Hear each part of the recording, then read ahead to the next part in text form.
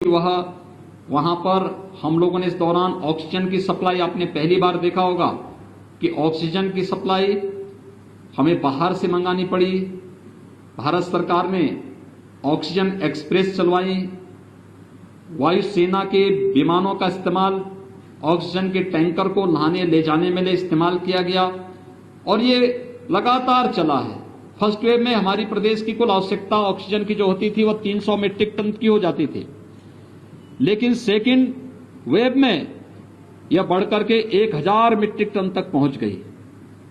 हम लोगों ने लगातार इस कार्रवाई को आगे बढ़ाया है, लेकिन साथ साथ हर जनपद ऑक्सीजन में आत्मनिर्भर हो सके, इसके लिए भी आदरणीय प्रधानमंत्री जी के मार्गदर्शन में एक कार्रवाई प्रारंभ हुई और अब प्रदेश के अंदर हम लोग इस समय 300 से अधिक ऑक्सीजन प्लांट लगाने की कार्रवाई को आगे बढ़ा चुके हैं।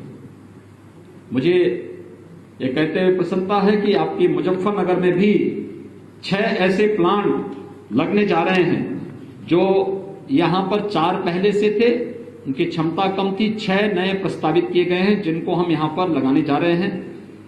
हम लोगों ने वर्तमान में जो एक आशंका व्यक्त की जा रही है कि गांवों में इन्फेक्शन बहुत ज्यादा फैल चुका है,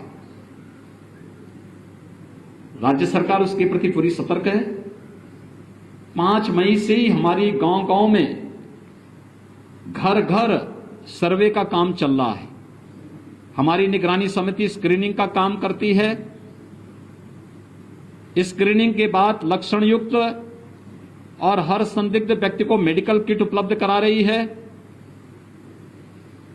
उन लोगों को होम आइसोलेशन में रहना है, क्वारंटीन सेंटर में रहना है या हॉस्पिटल में पहुंचाना है, इसको तय करती है और सूची इंटीग्रेटेड कोविड कंट्रोल सेंटर में उपलब्ध कराती है। ICCC से 24 घंटे के अंदर रैपिड रिस्पांस टीम उस गांव में पहुंच करके एंटीजन टेस्ट कराती है। एंटीजन टेस्ट के बाद भी अगर कुछ लोगों में संदेह है तो उनका RT-PCR जांच करवाने का कार्य हो रहा है। एक बृहद पैमाने पर एक कार्यक्रम जहां चल रहा है, वहीं साथ ही साथ ये भी तय किया गया है कि स्वच्छता, सैनिटाइजेशन और फॉगिंग की कार्रवाई भी हर एक गांव में हो, कंटेनमेंट जोन में हो। राज्य सरकार ने यह भी तय किया है कि हम लोग जरूरतमंदों को मुफ्त में भोजन उपलब्ध कराएंगे। कम्युनिटी किचन हर एक जनपद में प्रारंभ किया गया है। शासन स्तर पर 71 जनपदों में स्वयं चल रहा है, शेष 4 जनपदों में स्वयंसेवी संस्थाएं संचालित कर रही हैं, लेकिन राज्य सरकार उसको सपोर्ट कर रही है। हमने राज्य सरकारों से आज सुबह ही मैंने बैठक ली और मैंने इस बारे में कहा है कि नहीं, राज्य सरकार सही 75 जनपदों में स्वयं भी चलाए और स्वयंसेवी संस्थाओं के माध्यम से भी हम लोग इसको चलाने की कार्रवाई करें। ये कार्य हमारा युद्ध स्तर पर पूरे राज्य के अंदर चल रहा है। कंटेनमेंट जोन में डोर स्टेप डिलीवरी को भी आगे बढ़ाने की कार्रवाई हमारी चल रही है और हम लोग उसको आगे बढ़ाने का कार्य कर रहे हैं। अभी जो आशंकाएं व्यक्त की जा रही है थर्ड वेव के प्रति हम लोग पूरी तरह सतर्क हैं और हर जनपद को कहा गया है, अभी से थर्ड वेव के बारे में आशंका है कि बच्चों पे ज्यादा बच्चे इससे संक्रमित हो सकते हैं।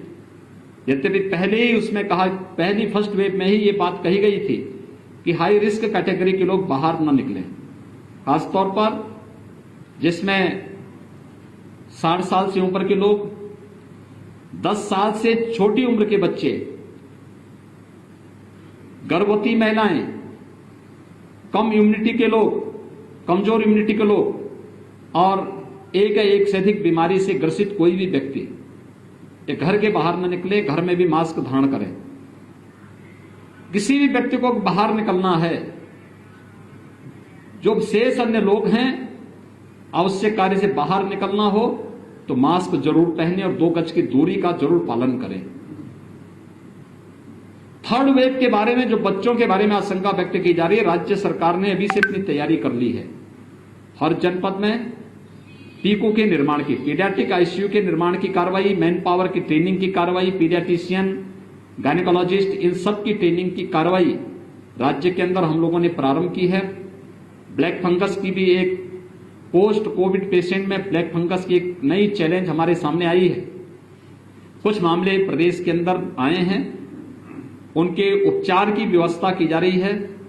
एक एडवाइजरी पूरे प्रदेश के अंदर जारी की गई है कि ब्लैक फंगस के अलावा पोस्ट कोविड कोई भी ऐसी समस्या देखने को मिलती किसी पेशेंट में तो उनके लिए एक अलग वार्ड बना करके उनके मुफ्त में उपचार की व्यवस्था प्रत्येक जनपद में प्रारंभ की जाए, जिससे हर एक व्यक्ति की जान हमारे लिए महत्वपूर्ण है, उसको बचाया जा सके और हर एक व्यक्ति को के जीवन को बचा करके हम लोग उसकी ऊर्जा का उपयोग समाज के लिए और राष्ट्र के लिए कर सकें। आप सबसे मेरी अपील है, राज्य सरकार ने अपने स्तर पर जो कार्रवाई की है, केंद्र सरकार जो कार्रवाई कर रही है, खासतौर पर केंद्र सरकार ने हर एक गरीब को 5 किलो यूनिट यानी पर यूनिट 5 किलो खाद्यान्न उपलब्ध करवाने की कार्रवाई शुरू की है। प्रदेश के अंदर 20 मई से खाद्यान्न वितरण होगा। राज्य सरकार ने जून, जुलाई, अगस्त 3 महीने के लिए हर पात्र गृहस्थी और अंत्योदय कार्ड धारक के साथ साथ हर जरूरतमंद को खाद्यान्न उपलब्ध करवाने, निःशुल्क खाद्यान्न उपलब्ध कराने की कार्रवाई को अपनी मंजूरी दी है। इसके साथ ही जो डेली कमाने वाले लोग हैं, श्रमिक हैं, स्ट्रीट वेंडर हैं, माली है, कुली है, पलेदार है, नाव है, धोबी है, मोची है, इन सभी लोगों को 1000 रुपये का भरण पोषण भत्ता भी प्रदेश सरकार ने अपनी स्वीकृति दी है। ये जून माह में सभी लोगों को मिलना प्रारंभ हो जाएगा। आप सबसे मेरी अपील है कि समाज को जागरूक करने और इस महामारी से मजबूती के साथ लड़ने में, प्रत्येक नागरिक को तैयार करने में, जागरूक करने में आपकी एक बड़ी भूमिका हो सकती है। आपके माध्यम से मैं सबसे अपील करूंगा, हम कोरोना प्रोटोकॉल का पालन प्रत्येक व्यक्ति करे। हर व्यक्ति अनावश्यक कोई भी घर से बाहर न निकलें, लेकिन अगर किसी को घर के बाहर निकलना ही हो तो मास्क जरूर पहने, 2 गज की दूरी का पालन जरूर करें। अगर कोरोना के इस प्रोटोकॉल का पालन हर व्यक्ति करता है तो कोरोना के खिलाफ देश की लड़ाई को विजयी बनने में बहुत देर नहीं लगेगी और इस महामारी से, इस सदी की सबसे बड़ी महामारी से हम सफलतापूर्वक विजयी बनने में हमें सफलता प्राप्त होगी। धन्यवाद जी। होने लगती है और कोरोना की चपेट में आ गए तो वही इन्फेक्शन बाद में ब्लैक फंगस का रूप लेती है। राज्य सरकार ने इसके लिए एक एडवाइजरी व्यापक पैमाने पर जारी की है। दूसरा, हम लोगों ने इस बारे में तय किया है कि ऐसे भी जितने पेशेंट होंगे उनके भी उपचार की व्यवस्था राज्य सरकार कराएगी।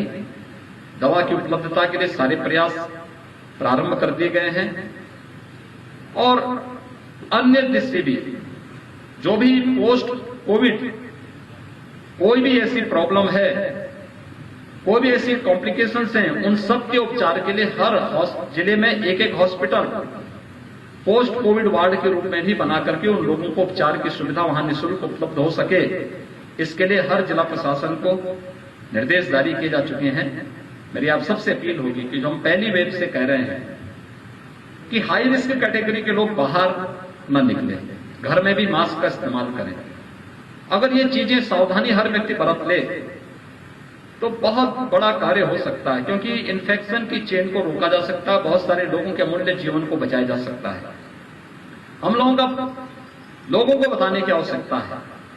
हाई रिस्क कैटेगरी में 60 साल से ऊपर के लोग, 10 साल से छोटे के बच्चे, कमजोर इम्यूनिटी के लोग, गर्भवती महिलाएं या एक से अधिक बीमारियों से ग्रसित कोई भी व्यक्ति, ये लोग घर से बाहर निकलने में परहेज करें। शेष अन्य लोगों को घर के बाहर निकलना और जब आवश्यक हो तभी निकलें, लेकिन मास्क जरूर पहनें, 2 गज की दूरी का पालन भी करें। ये उनके स्वयं के बचाव के लिए आवश्यक है।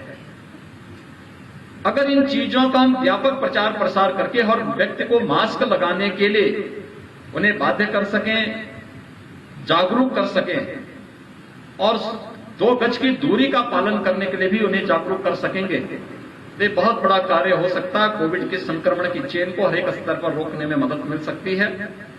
सरकार का जो अभियान है वह तेजी के साथ आगे बढ़ रहा है, सफलतापूर्वक आगे बढ़ रहा है। आज उसी का परिणाम है कि पॉजिटिविटी लगातार गिर रही है और रिकवरी रेट हमारा तेजी के साथ आगे बढ़ रहा है। हमारा विश्वास है हम सभी के सहयोग से बहुत शीघ्र सेकेंड वेव पर भी विजय प्राप्त करेंगे। कोरोना हारेगा, देश जीतेगा, इस विश्वास के साथ आप सभी लोग कार्य करेंगे। बहुत बहुत धन्यवाद।